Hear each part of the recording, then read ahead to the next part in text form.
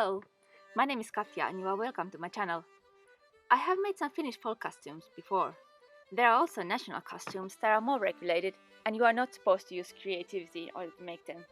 However, in the old days, I'm talking about the late 18th century and the early 19th century, women generally wove their own fabrics for their skirts, and there were certainly no rules on how to choose the colors or how to place the stripes. Certainly not all the people from the same village dressed in the same patterns and styles of clothing. What I imagine the women did was that they looked at the yarns they had and then they used them the best they could. Maybe they had just a little bit of yellow, so the yellow stripes had to be narrower than the red stripes. Here are just some examples of the stripe patterns used in folk dress. I wanted to make myself an 18th century Finnish folk dress, but to design my fabric by myself, just like the women those days. However, I'm a modern woman and I know a professional weaver with machines that can weave fabrics quickly and easily. Susanna, the owner of Kultavilla, the weaving mill, has been interested in making folk-style fabrics, and together we decided not just to weave fabric for me, but to ask around for people that would be interested in similar kind of fabric as well. I also have an engineering background, so I found it interesting to make a little web application that would help me to try out different stripe patterns and color choices quickly. What this also showed is that even a simple basic stripe pattern can be made into dozens of different fabrics just by switching the colors around. The next thing to decide was the yarn and the weave. I wanted to use the simple satin weave that is common in folk skirts. The wove was white cotton, but for the weft I chose Italian merino wool that still had some roughness to it. This wool was also mulesing free that I liked. I managed to gather a group of people and we voted for the colors. My suggestion of white, red, green and blue was well liked. Many Finnish folk fabrics have more colors, but by using just 4 we could keep the cost down. I then designed several different stripy patterns and we voted for the best one. This simple fabric with narrow stripes won the vote. Now, making the pattern for the loom is slow and tedious, but switching the yarn cones around is easier. So Susanna was kind enough to go for it, and thus we ended up weaving 10 different fabrics. We had some conversation about the exact shade of blue, but decided on the dark navy one in the end. Now finally it is the day Susanna is going to weave my fabric and I can't miss it.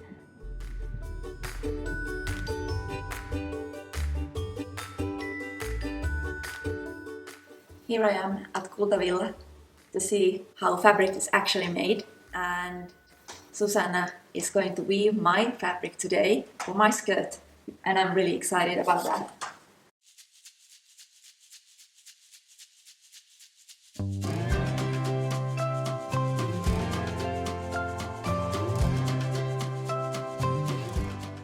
Kultavilla is a small family-owned weaving company. I call it studio. I make mainly custom tailored fabrics, different kinds of projects for clothing, for interiors. I've been making this for almost 9 years. I have made my career in engineer in biotechnology, in pilot scale processes. For me it was very easy to adapt this kind of pilot scale weaving mill. So I operate easily with designers, but also with the scope of industrial possibilities. I feel that I make many dreams come true.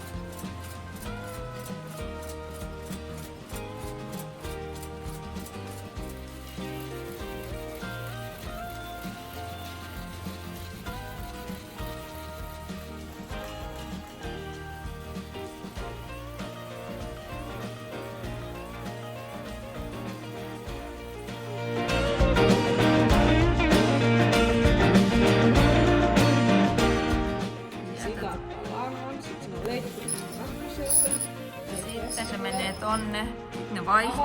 Avaa. Molempille toinen hakee keskeltä ja vie. Ja sit se vie tänne. Tonne. Ja sitten se... Saataanko tuota luhaksi? Joo. Se tulee tuolta käsitellä.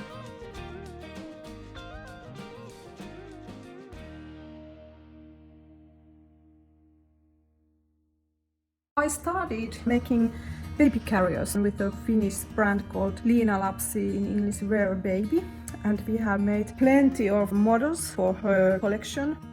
Later, a very interesting order was from a parliament house, so I made some upholstery fabrics by very early designs. It was a kind of restoration project. This is one fabric, and this is the second fabric model. And nowadays I make a lot of fabrics for clothing, like herringbones, and usually they are organic cotton linen blends like this. I use the Finnish wool for my own Kultavilla woolens collection, where I use local wool. I make throws and blankets and scarves, so they are very multi-purpose things. It's a giant scarf, and the colors for my collection, they are natural, so they come from the nature. I make co-person with a professional dyer called Anna Vasco. I find this really gorgeous, these colors, and these are safe in use and for environment. Now we are making a project with Anna, the natural dyer. This project is fin twill. Our target is to make very tweed type twill fabrics for clothing. These are the first models I have made. We are going to use only local wool and natural dyes. Now here's my finished fabric. Isn't it beautiful?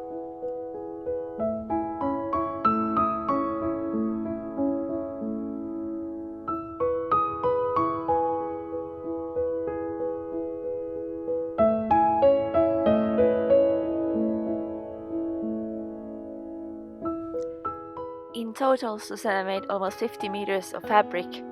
I then helped her to cut it and package it.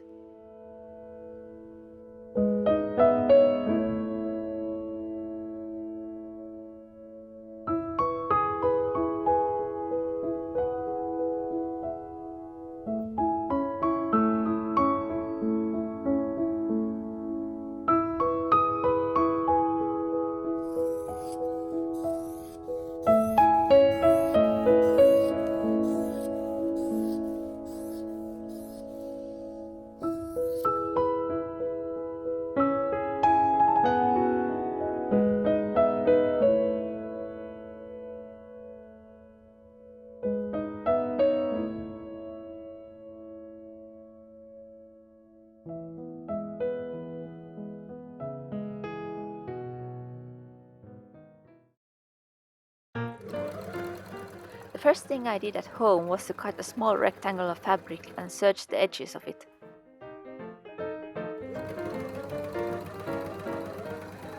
I then tried first soaking the piece and then washing it with some detergent to see how the fabric handles in wash.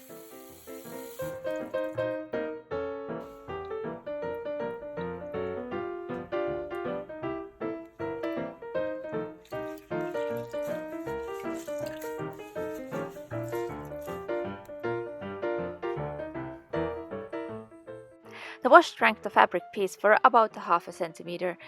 It also made the white warp yarn less visible.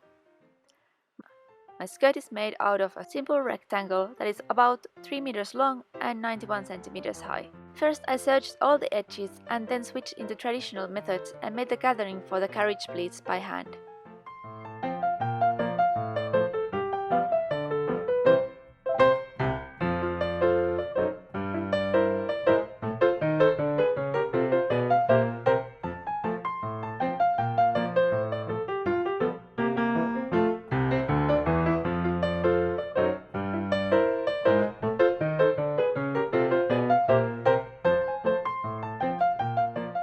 Before gathering, I sewed the single seam of the skirt.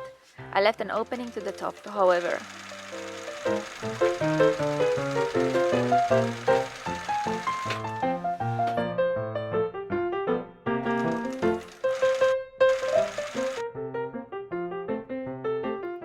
some careful alignment, the seam is completely invisible. Now I can gather the skirt by pulling on the gathering threads.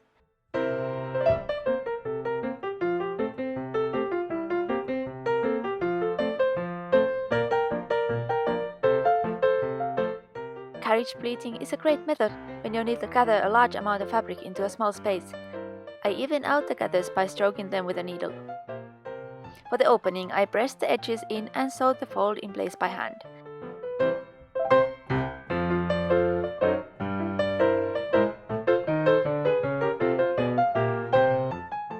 I also added some securing stitches at the bottom of the slit to keep the seam from ripping.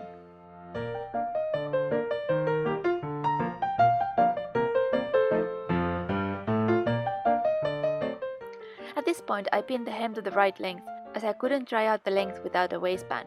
I made the waistband out of a scrap of linen. To get a straight piece, I first drew a thread and cut the edge straight. I made the waistband about 5 cm bigger than my actual waist. This way there is some room if I gain weight or just simply eat a heavy meal.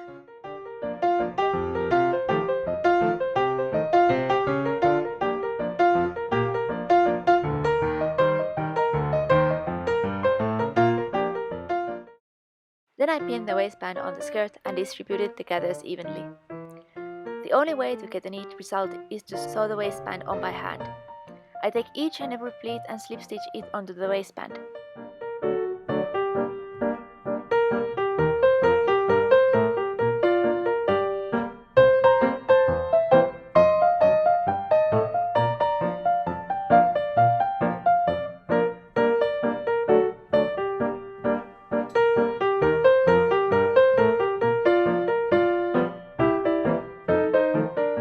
Then I turned the waistband over to the wrong side and finished the inner edge in a similar manner.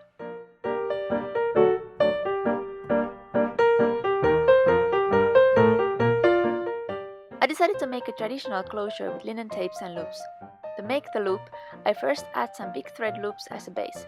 Then I cover the loops with buttonhole stitches.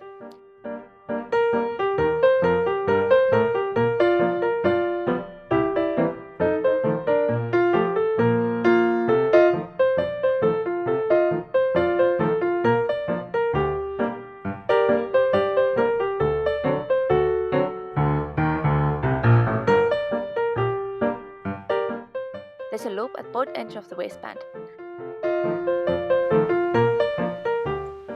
I then took 2 pieces of linen tape and finished the ends. I positioned the tape so that I could tie them in the loops I just made.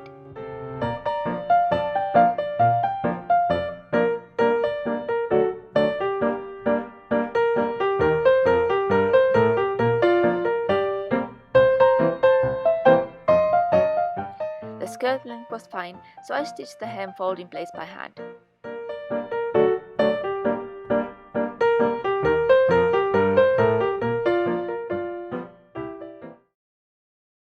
Here's the finished waistband. Traditionally, the waistband was left round and not pressed flat. The gathering threads for the waist gathers were left in place, and that keeps the gathers in a nice row.